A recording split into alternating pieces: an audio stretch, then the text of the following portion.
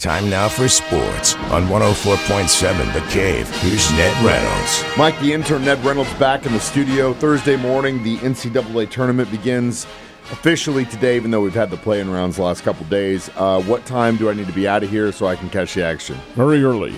The first game, and they have these, they being the NCAA, apportions these games by television networks and by locale. First one's at 11 o'clock this morning. That's Louisville against Creighton. The next one's at 11:40. That's Purdue from the Big Ten Conference playing High Point.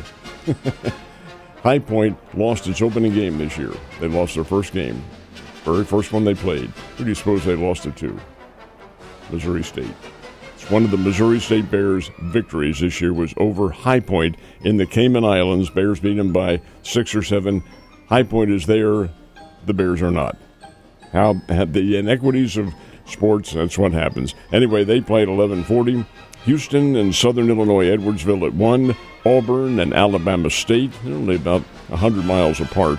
They play at 1:50 this afternoon. Then the two that really have a lot of local interest are scheduled for today.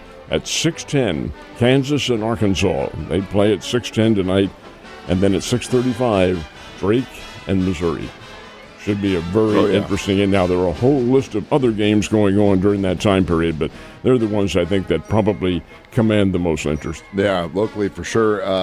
11 o'clock, you say? 11 a.m. is first one. Right? I'll be out the door by then. What happened to the play-in round last night? Well, we had two more, and the field is now down to 64 teams because two more went to the sidelines. Mount St. Mary's came from behind and beat American University 83-72. So for the Mount St. Mary's Mountaineers, that earns them a berth tomorrow against Duke. The other game, very interesting one, Xavier and Texas. And Xavier also came from behind, knocked off the Texas Longhorns 86-80. That knocks Texas out of it. And for the Xavier Musketeers out of Cincinnati, they get to play Illinois. That may be a very good basketball game. But that's the end of the play-in rounds now. The first four, as it's called, that's come to an end. Did the big dancing of 64 starting today. Let the madness begin. All right, let's talk about baseball. It's only fitting that the Dodgers, of course, win the first official game of the regular season. Did they make that 2 in a row? They did. 6-3, beat the Chicago Cubs. And, of course, the crowd there to see Shohei Ohtani. And sure enough, he responded with a home run, as he will on many occasions this year. He's really a good player.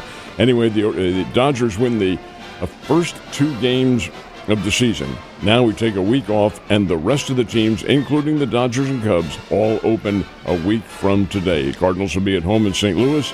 The Royals will be at home in Kansas City. Now, the Cardinals did play yesterday. Exhibition game, beat the Washington Nationals 7-1, and the Royals played under the lights out in Arizona. San Francisco Giants beat the Royals by a score of 3-1, but their exhibition games, the real stuff, starts next week. How did our Southwest Missouri teams do in the state basketball championships yesterday? You know, whenever you get to the Final Four, there are really no losers as such, because getting there is an accomplishment, and all three of the teams that played yesterday are all champions in every respect. There are a couple of more who play today and tomorrow. But all three yesterday came out on the short end of the scoreboard. Nixa, playing in Class 6 boys, lost to Kansas City Oak Park 61-50, 11 points. And Nixa will play Lafayette from the Wildwood area of St. Louis. That'll be at 10 o'clock this morning. Kickapoo Lady Chiefs, great game with Staley out of North Kansas City, but the Staley team won it by a score of 42-37. The Lady Chiefs will play a third-place game with Koryezu from St. Louis.